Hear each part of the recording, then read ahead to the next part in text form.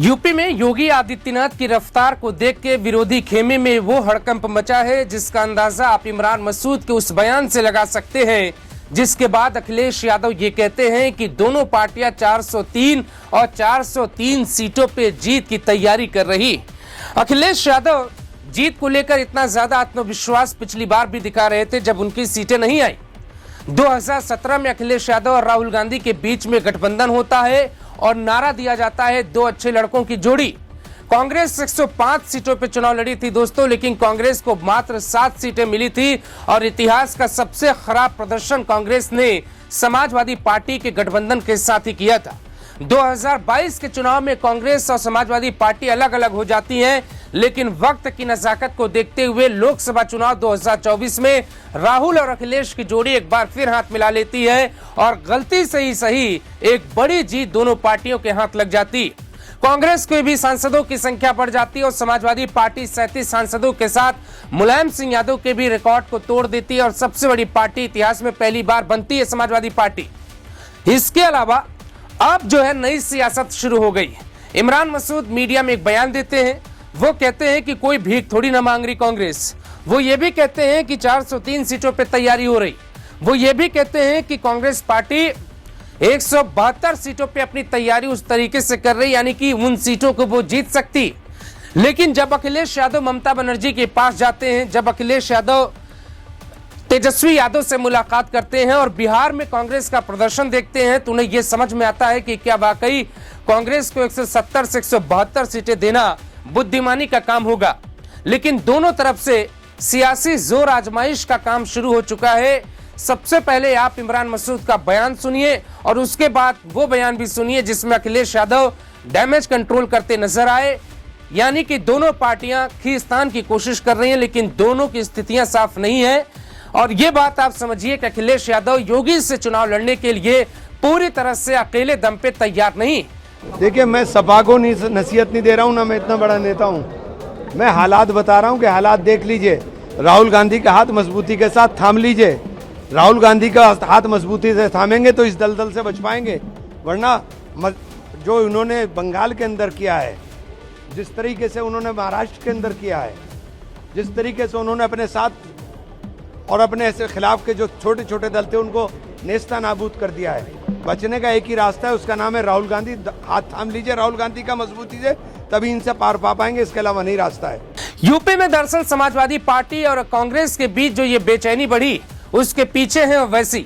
बाराबंकी में उनकी एक रैली होती है और उस रैली में जो भीड़ आती है, वहां से जो वो ऐलान करते हैं, उस ऐलान के बाद के सारे समीकरणों पे चर्चा होने लगती है और कांग्रेस एक महीने से यूपी की सियासत में नया पैतरा खोजने की कोशिश कर रही है। कांग्रेस को लगता है कि मायावती के साथ हाथ मिलाना चाहिए। कांग्रेस इस बात पर भी कोशिश कर रही है कि समाजवादी पार्टी के साथ गठबंधन हो तो 150 से 170 सीटें मिले। लेकिन कांग्रेस को जब 105 सीटें मिली थी 2017 के चुनाव में, उस वक्त कांग्रेस मात्र 7 सीटें जीत पाई थी, जबकि उसी चुनाव में जब अपना दल को 11 टिकट मिला बीजेपी गठबंधन के साथ, तो अपना दल ने उनमें से 8 सीटें जीती थी। 8 सीटें मिली थी राजभर की पार्टी को, उसमें उन्होंने 4 सीटें जीती थी। यानी क्षेत्रीय पार्टियों से भी जो औसत है वो खराब है कांग्रेस पार्टी का। और कांग्रेस पार्टी ने खुले तौर पे समाजवादी पार्टी को यह धमकी दी है कि अगर आप विलय नहीं करेंगे तो आपका हश्र भी टीएमसी की तरह होगा, आपकी स्थिति भी ममता बनर्जी की तरह होगी। इमरान मसूद ये बात खुलकर कह रहे हैं कि अगर ममता बनर्जी ने यही बात जो अब सोनिया गांधी के पास आके आंसू बहा रही ममता बनर्जी, अगर वो 6 महीने पहले ही कांग्रेस के पास आई होती तो शायद बीजेपी उनकी ये स्थिति आज नहीं कर रही होती। अखिलेश यादव को खुले तौर पे ब्लैकमेल किया जा रहा है और इमरान मसूद को चेहरा बना के कांग्रेस पार्टी बाकायदे पीआर इंटरव्यू मीडिया में करवा रही। न्यूज़ 18 में उनका इंटरव्यू सुनकर मुझे दोस्तों लगा कि बाकायदे वो एक क्लिप वायरल की जा रही है जिसमें इमरान मसूद से बार बार सवाल पूछा जाता है कि आप कितनी सीटों पे चुनाव लड़ेंगे। इमरान मसूद दावा करते हैं कि 170 से 172 सीटों पे कांग्रेस पार्टी पूरी तरह से तैयार है। अगर 170-72 सीटें कांग्रेस पार्टी को मिलती है तो क्या समाजवादी पार्टी यूपी में चुनाव जीत पाएगी? अगर 170-72 सीटें कांग्रेस को नहीं मिलती है तो क्या कांग्रेस और सपा का गठबंधन टूट जाएगा? मुसलमान किधर जाएगा? मुसलमानों के लिए एक विकल्प के तौर पे तैयार हो रहे हैं ओवैसी साहब, जो बाराबंकी में रैली करते हुए ऐलान करते हैं कि अगर किसी ने हमें प्रस्ताव दिया, सम्मान से बुलाया, तो हम किसी भी गठबंधन के लिए तैयार हैं, लेकिन अगर सम्मान नहीं मिला तो वो गेम पलट देंगे। गेम किसका पलटेंगे ये सबको पता है, वो किसके लिए काम कर रहे हैं ये भी सबको पता है, उनको क्यों बी पार्टी कहा जाता है बीजेपी का ये भी सबको पता है। लेकिन अब मुसलमानों के पास 3 रास्ते हैं। यूपी की सियासत में कभी मायावती भी हुआ करती थी, लेकिन आज मायावती का सूरज उस तरीके से नहीं चमक रहा, उनकी पॉलिटिकल प्रेजेंस नहीं दिखाई देती। इसीलिए अखिलेश यादव के अलावा राहुल गांधी के अलावा एआईएम के पास जाए मुसलमान, जाए तो फिर किधर जाए। मान लेते हैं एक पल के लिए कि अखिलेश यादव और राहुल गांधी में दूरी बढ़ जाती है, दोनों का गठबंधन टूट जाता है, बीजेपी के लिए बड़ा फायदा होगा। यह बात भी साफ है इस झगड़े से कि यूपी चुनाव में बड़ा सिरफिटौबल दिखने को मिलेगा। यूपी चुनाव में गठबंधन की भीतरी लड़ाई खुलकर बाहर आएगी। आपको याद होगा कि बंगाल चुनाव के नतीजों के बाद से कांग्रेस पार्टी ज्यादा आत्मविश्वास से भरी हुई दिखाई दे रही। कांग्रेस पार्टी का व्यवहार बदल गया। कांग्रेस पार्टी को लगता है कि अब बीजेपी का मुकाबला कांग्रेस कर सकती है, और बीजेपी को यह बात कल इमरान मसूद कह भी रहे थे कि कांग्रेस का जो वजूद है, कांग्रेस का जो संगठन है, उसके सामने क्या समाजवादी पार्टी, क्या टीएमसी। और इस बात को वो भी इस तरीके से समझाने की कोशिश कर रहे थे कि अगर कांग्रेस के साथ किसी ने विलय नहीं किया, या कांग्रेस की बात नहीं मानी, या कांग्रेस को गठबंधन में बड़ा भाई नहीं माना, तो उसकी स्थितियां बहुत खराब हो जाएंगी। शिवसेना का उदाहरण देते हैं इमरान मसूद कि शिवसेना के साथ क्या हो रहा है, वो उदाहरण देते हैं कि एनसीपी के साथ क्या हो रहा है, वो उदाहरण देते हैं कि कैसे छोटी पार्टियां, क्षत्रिय पार्टियां बिखर गई। और इमरान मसूद पूरी तरीके से अखिलेश यादव पे दबाव बना रहे। अब अखिलेश यादव की मजबूरियां यूपी चुनाव में आपको समझाते हैं। 403 सीटों पे चुनाव होना है। 2022 का चुनाव अगर आपको ठीक ठाक याद हो दर्शकों, तो आप ये समझेंगे कि अखिलेश यादव बार बार ये कहते थे कि हम तो 403 में से 403 सीटें जीतेंगे। इस पे मीडिया के लोग सवाल पूछते रहे और अखिलेश यादव मुस्कुराकर इस सवाल को टालकर आगे बढ़ते रहे। लेकिन सत्य बात यह है कि यह कभी इतिहास में हुआ नहीं कि क्लीन स्वीप सभी सीटों पे कोई पार्टी विधानसभा चुनाव में कर ले। अब अखिलेश यादव से यही सवाल मीडिया कर्मी ने 2027 चुनाव से पहले पूछा। 9 महीने तो चुनाव में बचे हुए हैं। अखिलेश यादव से पूछा जाता है कि इमरान मसूद तो कह रहे हैं कि 403 सीटों पे तैयारी कर रहे हैं, तो अखिलेश कहते हैं कि सही बात है, डबल तैयारी हो रही है। 403 पे मैं भी कर रहा हूं, 403 पे एक और पार्टी कर रही, नाम नहीं लेते वो। जो गठबंधन में जो दूरी बढ़ रही है वो आप देखिए कि बंगाल चुनाव जब तक नहीं हुआ था, और एक प्रोटेस्ट हुआ था संसद के बाहर, आपको याद होगा, राहुल गांधी और अखिलेश यादव दोनों बैरिकेडिंग को फांद कर दिल्ली पुलिस को चकमा देने की कोशिश कर रहे हैं। एक तस्वीर आपको याद होगी कि अखिलेश यादव दिल्ली पुलिस की बैरिकेडिंग को फांद कर आगे की तरफ बढ़ने की कोशिश करते हैं, और वो एक तस्वीर कांग्रेस के पूरे पीआर को डिस्टर्ब कर देती है, कांग्रेस के एजेंडा को जो है फेल कर देती है, क्योंकि उस वक्त तक समाजवादी पार्टी के प्रमुख अखिलेश यादव को इस बात का आभास था कि गठबंधन में जो वो बात कहेंगे वो बात उनकी मानी जाएगी। लेकिन जैसे ही बंगाल में बीजेपी ने ममता बनर्जी के गढ़ को साफ कर दिया, वैसे ही कांग्रेस पार्टी इस बात का मैसेज अपनी साथी पार्टियों को, जो पॉलिटिकल पार्टियां हैं, उनको ये कहने लगी कि अगर आप मेरी बात नहीं सुनेंगे तो आपका हश्र भी टीएमसी की तरह होगा, बाकी दूसरी पार्टियों की तरह होगा, आरजेडी की तरह होगा। लेकिन कांग्रेस जो ब्लैकमेल करने की कोशिश समाजवादी पार्टी को कर रही है वो यूपी में नहीं चलेगी। उसके पीछे कई तर्क हैं जो आपको मैं बता सकता हूं। बिहार चुनाव और यूपी चुनाव में एक बड़ा फर्क है। बंगाल चुनाव और यूपी चुनाव में कोई समानांतर की स्थितियां नहीं दिखाई देती। अखिलेश यादव मजबूत स्थिति में है।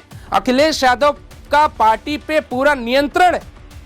तेजस्वी यादव की तरह पुरानी आरजेडी लेके अखिलेश यादव चुनाव में नहीं जा रहे, बल्कि नई समाजवादी पार्टी के साथ अखिलेश यादव चुनाव में जा रहे।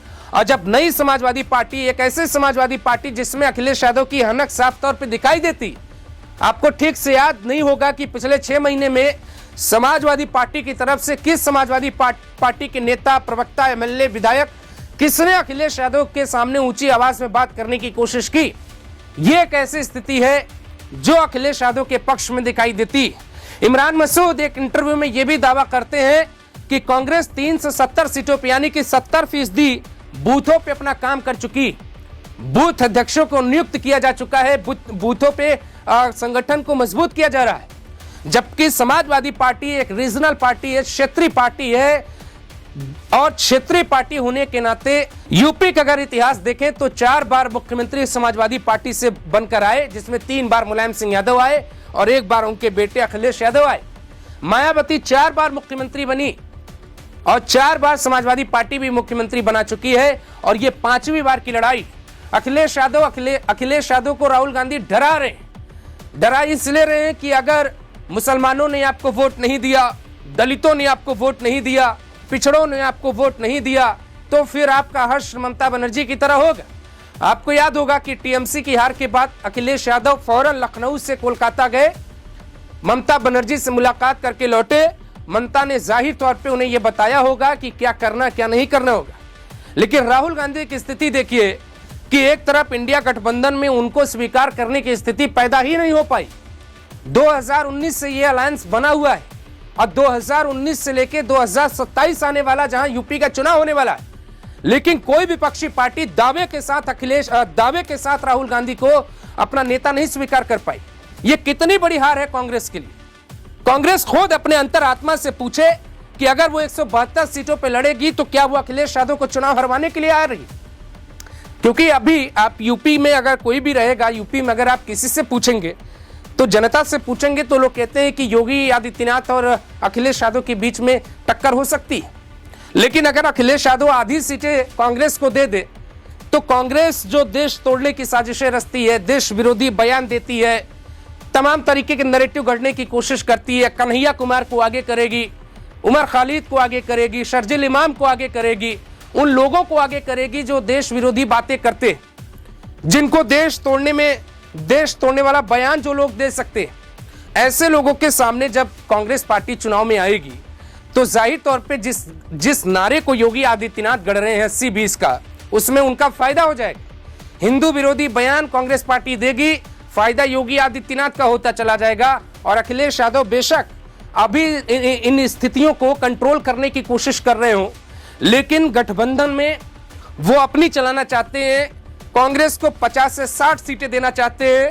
अगर कांग्रेस पार्टी तैयार नहीं रहती तो प्लान बी अखिलेश यादव के पास तैयार है। ओवैसी के साथ गठबंधन के लिए वो तैयार हो सकते हैं। आपने देखा होगा कुछ दिनों पहले संजय सिंह के साथ किस तरीके की तस्वीरें अखिलेश यादव की आई थी। आप ये भी जानते हैं कि आम आदमी पार्टी और समाजवादी पार्टी के बीच कुछ चल रहा है। यूपी में गठबंधन में पूरी तरह से एक बड़ी लड़ाई छिड़ चुकी है और उस लड़ाई को अब रोका नहीं जा सकता, क्योंकि सामने योगी आदित्यनाथ जैसे एक बड़े विशालकाय नेता हैं, जिनको हराने के लिए राहुल गांधी अखिलेश यादव को एक होना पड़ता। एक होने से पहले सिर्फ डबल होगी। और ये तो राष्ट्रीय स्तर की बातें। निचले स्तर पे अगर आप जाएंगे तो कांग्रेस और समाजवादी पार्टी के कार्यकर्ताओं में कौन किसका सिर फोड़ देगा, इसकी जानकारी इन दोनों के पास भी नहीं है। सहारनपुर की एक सीट है, सहारनपुर जिला है, और वहां पे एक पार्टी के नेता हैं इमरान मसूद, दूसरे नेता हैं आशू मलिक। आशू मलिक अखिलेश यादव के बेहद खास, इमरान मसूद राहुल गांधी के बेहद खास। दोनों नेता जो है गठबंधन तोड़ने के लिए आगे आते रहते समय समय। इमरान मसूद आ गए हैं, अभी आशू मलिक आने वाले होंगे, वो भी कोई बयान देंगे। हो सकता है अखिलेश यादव उन्होंने मना किया हो, कभी आप नहीं बोलिएगा। लेकिन इमरान मसूद ने जो सीधे तौर पे कहा है कि भीख नहीं मांग रही पार्टी, 170-72 सीटें चाहिए। इमरान मसूद सीधे तौर पे कांग्रेस की तरफ से समाजवादी पार्टी को ब्लैकमेल करने पर आ गए हैं कि अगर अखिलेश यादव आप मेरी बात नहीं मानेंगे, कांग्रेस पार्टी की बात नहीं मानेंगे, तो आपका हाल भी बहुत बुरा होगा। चुनाव जीते या नहीं जीते, लेकिन समाजवादी पार्टी को चुनाव हरा देंगे। और यह कांग्रेस की एक सोची समझी साजिश है। समाजवादी पार्टी के बहुत सारे समर्थक इस बात को नहीं समझ पा रहे होंगे कि जो काम बीजेपी करती है वही काम राष्ट्रीय स्तर पर कांग्रेस भी कर चुकी। आज जिस तरीके की स्थितियां देश में रीजनल पार्टियों को लेकर है, उसकी शुरुआत जो रीजनल पार्टियों की विचारधारा खत्म करने की कोशिश देश की राजनीति में की जा रही है, उसमें कांग्रेस कतई पीछे नहीं। और कांग्रेस इस बात को जानती है कि अगर रीजनल पार्टियां कमजोर होंगी तो पूरी जो लड़ाई होगी, जो रिंग में मैदान में जो फाइट होगी, उसमें कांग्रेस वर्सेस बीजेपी होगा और कांग्रेस के लिए बहुत आसान होगा। क्योंकि आप बंगाल में देखिए रीजनल पार्टी का अस्तित्व तो खत्म हो गया। आप देखिए बिहार में देखिए आरजेडी किस स्थिति में आ गई, 25 सीटें जीत पाई। जेडीयू की स्थिति क्या है नीतीश कुमार के बाद, ये आने वाला वक्त बताएगा। आप एनसीपी और शिवसेना को देखिए, आज 2 पार्टियां बन गई दोनों पार्टियों में। हरियाणा की regional party Indian National Lokdal और जो एक नई पार्टी बनी थी जेजेपी, आज वो कहां है? दिल्ली में कोई रीजनल पार्टी क्या अब आने वाले वक्त में सत्ता में आ पाएगी? तो रीजनल पार्टियों का जो अस्तित्व है वो साउथ से लेके पूरब तक दोनों तरफ खतरे में दिखाई दे रहा है। और यही कारण है कि इमरान मसूद इसी का डर दिखा के अखिलेश यादव को मैनेज करने की कोशिश कर रहे हैं, लेकिन ये संभव लगता नहीं। कांग्रेस और समाजवादी पार्टी में आज से 10 साल पहले एक नारा दिया गया था, दो अच्छे लड़कों की जोड़ी, दो अच्छे लड़कों की जोड़ी दो बेहतरीन दुश्मनी का इंतजार कर रही है, और उस दुश्मनी के लिए दरवाजा इमरान मसूद ने खोल दिया है। अखिलेश यादव कब पलटवार करेंगे इसका इंतजार है। योगी के सामने वो कितने ताकतवर हैं, उनकी गठबंधन पे नीतियां स्पष्ट होंगी तो बात साफ साफ समझ में आएगी। योगी वर्सेस अखिलेश मुकाबला हो रहा है या योगी वर्सेस ऑल मुकाबला हो रहा है, गठबंधन के सिर्फ टॉबल के बाद स्थितियां साफ हो पाएंगी। यूपी में योगी आदित्यनाथ की स्थिति अभी 70% है और बाकी के 30% में विपक्ष के नेता हैं। अखिलेश यादव मुसलमानों का वोट चाहते हैं, कांग्रेस पार्टी मुसलमानों का वोट चाहती है। योगी आदित्यनाथ मुसलमानों पर इस तरीके की टिप्पणी नहीं करते। वो कहते हैं कि न गौ माता को कटने देंगे न हिंदुओं को बंटने देंगे। यानी चुनाव 80 वर्सेस 20 का होगा और उसी 20 के लिए यूपी की सियासत में बड़ी लड़ाई शुरू हो गई। अब कौन आगे कौन पीछे ये तो वक्त तय करेगा, 9 महीने का वक्त है। लेकिन योगी की रफ्तार से विपक्ष पूरी तरह से बौखलाया हुआ है। ये बौखलाहट स्पष्ट करती है कि यूपी चुनाव में अभी अगर कोई आगे खड़ा है तो योगी आदित्यनाथ खड़े हैं। उनका काम खड़ा है, उनका बुलडोजर मॉडल खड़ा है, उनकी नीतियां खड़ी हैं, माफियाओं के खिलाफ उनके बयान खड़े हैं, अतीक मुख्तार को मिट्टी में मिलाने का इतिहास आगे खड़ा है, योगी आदित्यनाथ का अंदाज खड़ा है। अखिलेश यादव 37 सांसदों के साथ भी 37 सांसद जिताने के बाद भी उनकी पार्टी इतनी बड़ी होने के बावजूद भी योगी आदित्यनाथ से व्यक्तिगत दुश्मनी में वो कतई आगे दिखाई नहीं दे रहे। और अखिलेश यादव अगर आगे दिखाई दे रहे होते तो जो इमरान मसूद, जो कांग्रेस के प्यादे कहे जाते हैं दोस्तों, राहुल गांधी का प्यादा इमरान मसूद कहा जाता है। और इमरान मसूद ने इतनी बड़ी बातें की, ब्लैकमेलिंग की बातें कहकर चले गए। कांग्रेस पार्टी की तरफ से बयान दे दिया कि अगर आप विलय नहीं करोगे, धमकी देकर चले गए कि अगर आप बात नहीं सुनोगे तो ममता बनर्जी वाली स्थिति यहां पे पैदा हो जाएगी। उसके बावजूद अखिलेश यादव खुलकर अपनी बात नहीं रख पाए। ये उम्मीद उनके समर्थकों को नहीं होगी, ये उम्मीद तमाम राजनीति को समझने वाले पंडितों को भी नहीं होगी कि अखिलेश यादव डैमेज कंट्रोल करते नजर आए कि 403 सीटों पे मैं भी तैयारी कर रहा हूं, 403 सीटों पे दूसरी पार्टी भी तैयारी कर रही है, बढ़िया बात है। 806 सीटें गिना गए वो, लेकिन उन्हें अंदाजा नहीं है कि वो बिना कांग्रेस के क्या अपनी वो सीटें भी बचा पाएंगे जो 2022 में वो जीते थे। क्या मौलवियों के सहारे, क्या मस्जिद के मुद्दे के सहारे, क्या उर्दू के सहारे, क्या अखिलेश यादव इफ्तार पार्टी के सहारे, क्या इन मुद्दों के सहारे अखिलेश यादव योगी का मुकाबला कर पाएंगे? और अखिलेश यादव को ना ब्राह्मणों को वोट समझ में आ रहा है, ना राजपूतों का वोट समझ में आ रहा है, ना उन्हें कोई वोट दिखाई दे रहा। उनका दो नारा है, दलितों को, पिछड़ों को गुमराह करने की कोशिश समाजवादी पार्टी करे, यह कहे कि चुनाव अब होगा ही नहीं, डर का एक झूठा नैरेटिव गढ़ा जाए जो लोकसभा चुनाव में उन्होंने गढ़ा, जिससे उन्हें फायदा हुआ। यह कहानी वो बताएं कि अब चुनाव होगा नहीं, अखिलेश यादव चुनाव हार गए तो लोकतंत्र खत्म हो जाएगा, अखिलेश यादव चुनाव हार जाएंगे तो भारत का जो इतिहास है, जो भारत की लोकतंत्र की ताकत है, वो मिट्टी में मिल जाएगी। चुनाव आयोग कहेगा कि अब कोई चुनाव नहीं होगा क्योंकि अखिलेश यादव चुनाव हार गए हैं। ये बौखलाहट उनके चेहरे पे साफ दिख रही। नहीं, इमरान मसूद के बाद पार्टी का कोई प्रवक्ता नहीं आया, खुद अखिलेश यादव इस बयान पर पलटवार करते हैं। इससे यह साफ होता है कि यूपी में बीजेपी बहुत आगे खड़ी है और अमित शाह 6 भागों में यूपी को बांटकर जुलाई के पहले हफ्ता से ही यूपी चुनाव में उतरने जा रहे हैं। माइक्रो मैनेजमेंट बीजेपी का कितना मजबूत है, यह बात अखिलेश यादव भी जानते हैं। किस तरीके से आज की स्थितियां यूपी चुनाव में दिख रही हैं, यह बात समाजवादी पार्टी के समर्थक भी जानते हैं।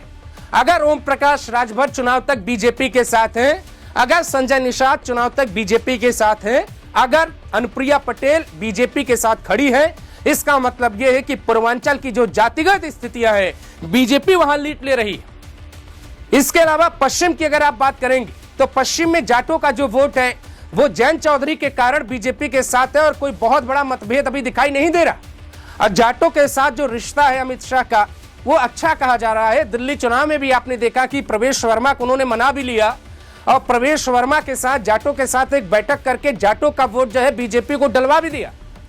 तो पश्चिम में जो नैरेटिव है वो हिंदू मुसलमान के मुद्दे पर चुनाव खुलकर होगा और पूर्वांचल में जो चुनाव होगा वो जाति के मुद्दे पर होगा।